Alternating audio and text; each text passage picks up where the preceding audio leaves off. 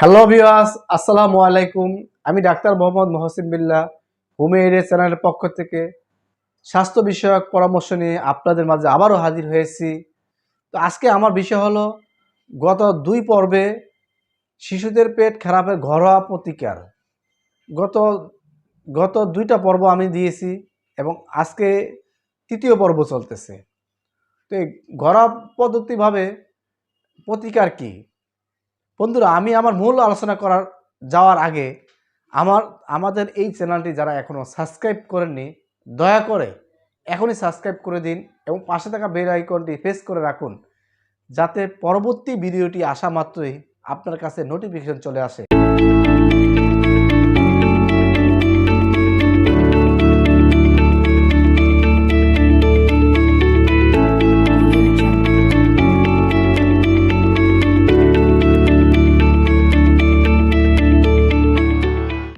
আমরা আসি মূল আলোচনায়।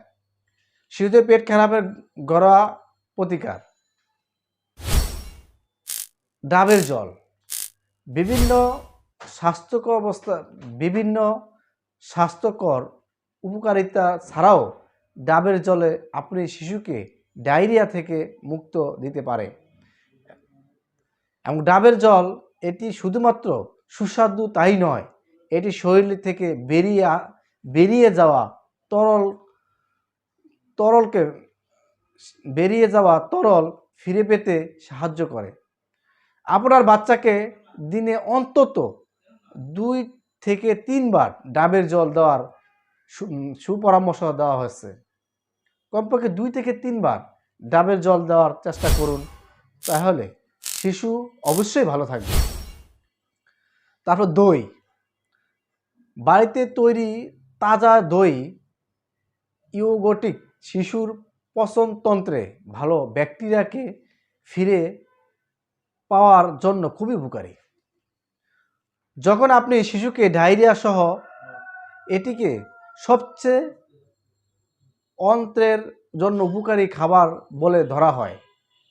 বাড়িতে তৈরি লস্য এবং মাদন তোলা দুধও চিনি ছাড়া প্রোবায়োটিক্স থাকে, তাই শিশুকে দেওয়ার আগে কখনো 2 বার ভাববেন না। অবশ্যই শিশুকে দই অবশ্যই খাওয়াবেন। গাজরের রস, যখন আপনি শিশুকে পেটে খারাপ হয় তখন তারকে হারিয়ে যাওয়ার শক্তি ফিরে পাওয়াটাই গুরুত্বপূর্ণ। এই সময় গাজরের শক্তি খুব ভালো উৎস। গাজরের রস অথবা পিউরি দিনে 2 বার পরিবেশন করা যেতে পারে। যদি আপনার শিশুর বয়স 1 বছর উপরে হয় তাহলে গাজরের রস তার জন্য ভালো। শ্বেতসার বা স্টার্চযুক্ত জিনিসপত্র, আপনি যদি আপনার ছোট্ট তটিকায় অল্প কঠিন খাবার দেওয়া শুরু করতে থাকেন, তাহলে আপনি আলু, চালের সিরিয়ালের মতো স্টার্চযুক্ত খাবার নির্বাচন করতে পারেন। আলুতে প্রচুর পরিমাণ স্টার্চ বা শ্বেতসার আছে, যা পেট খারাপ থেকে দ্রুত মুক্তি পেতে সাহায্য করে। একটি আলু সিদ্ধ করুন, সেটিকে বেটে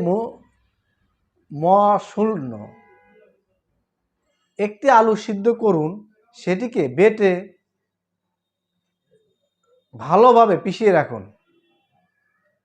তাজা জিরে এবং একটি আলু সিদ্ধ করুন, সেটিকে বেটে নরমাল করুন এবং এটি চিমকি লবণ দিয়ে গ্যাসের সাহায্য যাতে না হয়, গ্যাসের সমস্যা যাতে না হয় তার জন্য ভাজা জিরে গুঁড়ো এতে দেওয়া যেতে পারে। এই আলু মাখা দিনে 1 বার করে খাওয়াতে পারেন, তাহলে শিশুর পেট ভালো থাকবে। তো বন্ধুরা, আজকের মতো এই পর্যন্তই। আপনারা আমাদের সাথে থাকবেন, হোমিওপ্যাথির সাথে থাকবেন।